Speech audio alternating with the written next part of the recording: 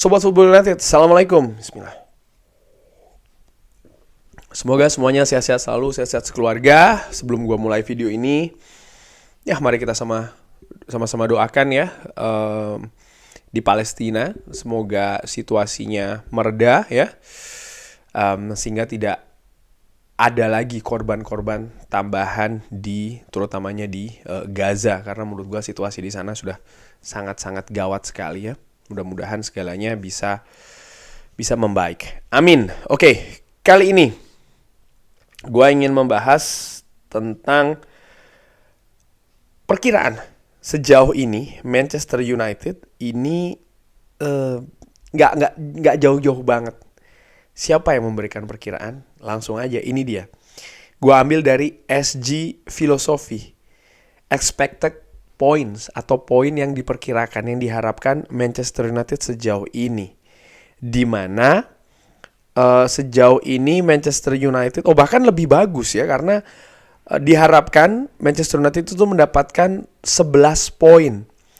Tapi kenyataannya dibikin di 18 Oktober ini ya, Manchester United ada di posisi 12 poin. Jadi 1 poin lebih tinggi daripada yang diperkirakan menggunakan sistem XG. Ini menurut gue sangat menarik. Kenapa? Karena banyak pihak menilai kalau Manchester United saat ini nggak banget dari sisi permainan dan juga dari sisi hasil. Bagaimana kekalahan yang diderita oleh pasukan Erik ten Hag ini terlalu banyak.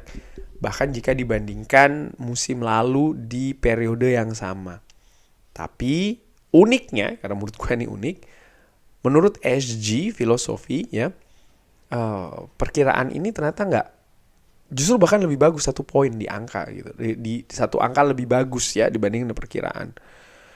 Gua menilai artinya apa? Artinya bisa jadi memang dari awal perkiraan ini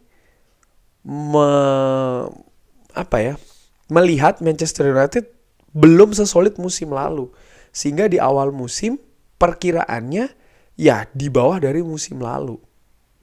Walaupun demikian, gue juga melihat ada potensi nih. Potensinya apa? Ya Manchester United 1 poin lebih bagus daripada yang diperkirakan, yang dikalkulasi. Sehingga ya ini faktor positif yang bisa jadi akan membalikkan situasi, dan harapannya seperti itu. Tentu saja Manchester United di awal musim ini terlalu banyak masalahnya, baik itu yang teknis maupun non-teknis. Non-teknis, situasi dengan Jadon Sancho, ya kan? Yang menurut gue ini sangat-sangat menyedot perhatian di luar sepak bola itu sendiri. Lalu Anthony pun juga demikian, pemberitaan-pemberitaan yang menurut gue tidak ada kaitan secara langsung dengan kegiatan sepak bola di atas lapangan bagi Manchester United dan pemain-pemain ini terutama ya, karena ya ini kan pemain-pemain dari tim inti Manchester United, tentu saja ada pengaruhnya di sana. Dan selain soal non teknis, ada juga soal selain non teknis, ada juga masalah teknis. Apa itu? Cedera pemain, ketersediaan pemain. Ini masalah besar menurut gue di awal musim bagi pasukan Erik ten Hag. Silih berganti, bahkan dikabarkan mencapai angka berapa? 16. Kurang lebih demikian kan. Baik itu pemain yang merupakan pemain inti musim lalu maupun pemain yang baru didatangkan. Luar biasa loh, Mason Mount langsung absen di partai-partai awal. Sofyan Amrabat pun juga demikian. Bagaimana situasi bek kiri? 2 posisi utama di bek kiri ya, artinya pemain dengan posisi utama di bek kiri, Luke Shaw dan juga Tyrell Malacia absen. Bahkan Sergio Reguilon yang dipinjam pun juga akhirnya absen. Ini kan luar biasa menurut gue. Dan sebagai seorang manajer atau seorang pelatih, ini kan memberikan kesulitan ya, tantangan ya, dan juga kesulitan. Bahkan sampai harus menempatkan pemain-pemain lain yang memang aslinya bukan di posisi bek kiri untuk menempati posisi tersebut. Victor Lindelof lah, Sofyan Amrabat. Sehingga ya bagaimana tim atau permainan ingin ditampilkan dengan maksimal kalau skuadnya memang compang-camping. Belum lagi kalau kita berbicara tentang bagaimana performa yang belum stabil dari Casemiro contohnya, ya kan, di lini tengah. Passing akurasi, pergerakan yang tidak sebaik musim lalu secara rata-rata. Lalu Marcus Rashford mesin gol musim lalu, tapi musim ini sampai dengan sejauh ini masih belum menemukan sentuhan yang tajamnya ya, sentuhan terbaiknya. Lalu kiper baru Andre Onana juga dengan blunder-blundernya, ini kan akumulasi yang mengakibatkan ya Manchester United tampilannya belum maksimal dan hasilnya pun juga demikian. Tapi tetap ternyata 1 poin di atas perkiraan atau analisa atau perhitungan dari SG Filosofi. Dan kalau gue lihat dari analisa yang lain ya, bagaimana XG conceded atau angka kebobolan yang diperkirakan dan juga XG created ya, yang diciptakan Manchester United ini, kalau dilihat dari kebobolan itu yang terbaik memang Manchester City, Arsenal angkanya rendah ya. Tapi angka pencetak golnya tinggi. Sementara Manchester United ini memang berada situasinya di secara garis besar kayak di tengah gitu ya, di mana angka kebobolannya ya grafiknya tuh menunjukkan di tengah ya. Masih lebih bagus dibanding Brighton mungkin, Wolverhampton. Tapi kalau dibandingkan dengan tim-tim yang lebih mapan, katakanlah Liverpool, bahkan dengan Chelsea sekalipun, kebobolannya, angka XG conceded-nya Manchester United lebih jelek. Angka mencetak golnya pun juga ya kalau dibandingkan dengan tim-tim seperti kayak Crystal Palace ya masih lebih bagus. Tapi kalau dibandingkan dengan tim-tim sekali lagi kayak Arsenal, Newcastle bahkan, tertinggal cukup jauh nih. Jadi memang ada 2 faktor di sepak bola, bertahan dan juga menyerang dari Manchester United yang harus diperbaiki nih oleh staf kepelatihan Erik ten Hag. Ini merupakan perbandingan tahun lalu di mana di awal musim Manchester United poinnya ini diperkirakan ada di angka 66. Tapi kenyataannya justru mampu melonjak ke angka 75. Maksud gue begini. Apa yang diperkirakan, dia kalkulasi dengan XG Filosofi ini masih bisa sangat berubah. Masih dinamikanya masih bisa sangat berubah. Artinya apa? Ini membuat gue secara dengan amatiran ini melihat atau bagaimana gue melihat situasi di Manchester United ini masih bisa sangat positif sekali gitu. Dan kalau gue melihat ke belakang ya, ketika menghadapi Brentford ataupun juga pertandingan sebelumnya, sebenarnya permainan bagus yang diperagakan oleh Manchester United itu sudah ada loh. Hanya saja tidak secara konsisten. Masih ada detail-detail di mana Manchester United kekurangan, mainnya nggak bagus di sekian persen periode permainan. Tapi itu krusial, karena apa? Justru di menit-menit itu atau di periode-periode itu yang memang sempit ya, tapi disitulah Manchester United terhukum.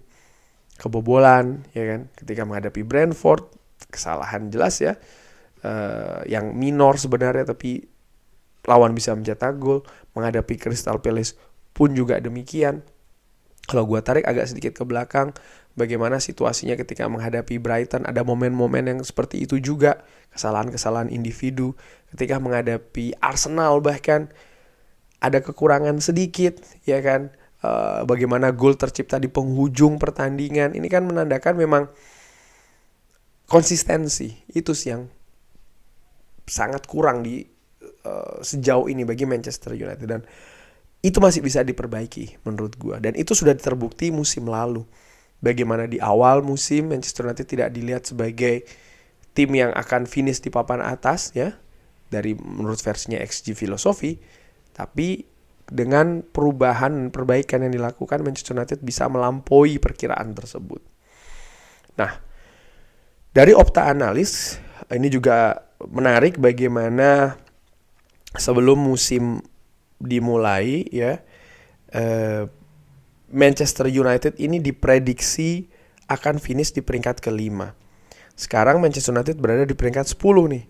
Kalau Manchester United nanti akhirnya berada di peringkat ke-5, maka ada lonjakan ya kan, dari peringkat 10 peringkat 5 dari posisi saat ini. Namun demikian kan posisi 5 tentu saja bukan hal yang kalau menurut gue sih diharapkan oleh fans Manchester United ya, melihat musim lalu berhasil finish di posisi Liga Champion di 4 besar, bahkan posisi 3 ya kan. Namun musim ini seperti yang sering gue katakan, ini memang akan keras sekali persaingannya bagi Manchester United, karena ada lebih banyak tim yang yang bersaing untuk mendapatkan posisi Liga Champion. ada Tottenham Hotspur, ada Liverpool, dan sebenarnya yang gue perkirakan Chelsea pun juga demikian, walaupun Chelsea sekarang juga masih ya 11-12 lah dengan Manchester United. Tapi maksud gue begini, ada banyak tim yang musim lalu berada di luar 4 besar yang mereka juga ingin ya dan berusaha untuk bisa bersaing mendapatkan 4 besar. Dan ini juga akan mempersulit situasi dari Manchester United itu sendiri. Dan balik lagi ya, Manchester City diperkirakan akan menjadi juara. Lalu ada Liverpool, Arsenal, Tottenham Hotspur, Manchester United. Dan ini dari kalau kita melihat dari posisi 6 ada Brighton, Newcastle, West Ham, dan lain-lain. Chelsea diperkirakan ada di peringkat 12 by the way. Dan kalau melihat situasi saat ini, ya Tottenham Hotspur yang diperkirakan berada di peringkat keempat saat ini ada di puncak, Arsenal ada di peringkat kedua, Liverpool di peringkat keempat, Manchester City berada di peringkat pertama. Artinya tim 4 besar yang diperkirakan akan finish 1, 2, 3 akhir musim nanti, sampai dengan saat ini mereka memang betul ada di 4 besar tapi dengan posisi dan komposisi yang berbeda-beda. Newcastle yang diperkirakan akan finish di peringkat ke-7 saat ini berada di peringkat ke-8. Ya hampir kurang lebih 11-12 di West Ham United yang diperkirakan posisi di 8. Saat ini West Ham ada di peringkat ke-7. Chelsea yang diperkirakan ada di peringkat ke-12 saat ini ada di peringkat ke-11. Hanya Manchester United nih yang gapnya cukup dalam menurut gua, salah satunya mungkin ya, dimana diperkirakan akan finish di posisi ke-5, sejauh ini ada di peringkat ke-10. Sekali lagi ini menunjukkan apa? Masih besar, ruang perbaikan itu masih besar bagi Manchester United. Dan ini harus segera dilakukan sih, mendapatkan hasil-hasil positif ya. Karena dengan hasil positif yang sedikit demi sedikit dikumpulkan, didapatkan, ini juga akan meningkatkan mood, atmosfer. Dan menurut gue ini bisa berujung ke konsentrasi, fokus di permainan. Karena ini ada kaitannya juga dengan mental ya, bukan hanya soal teknis saja, artinya permainan dan lain-lain di atas lapangan, tapi juga mental, karakter pemain secara individu maupun juga secara kolektif. Ini penting menurut gue. Dan ini harus segera didapatkan oleh Manchester United. Kurang lebih demikian ngobrol ringan ya mengenai situasi. Ternyata Manchester United sedikit di luar perkiraan ini dari yang versinya XG Filosofi. Tapi bagaimana menurut Sobat Football United? Ada pendapat lain? Seperti biasa bisa drop di kolom komen. Terima kasih sudah menyaksikan. Jangan lupa like, subscribe. Wassalamualaikum warahmatullahi wabarakatuh.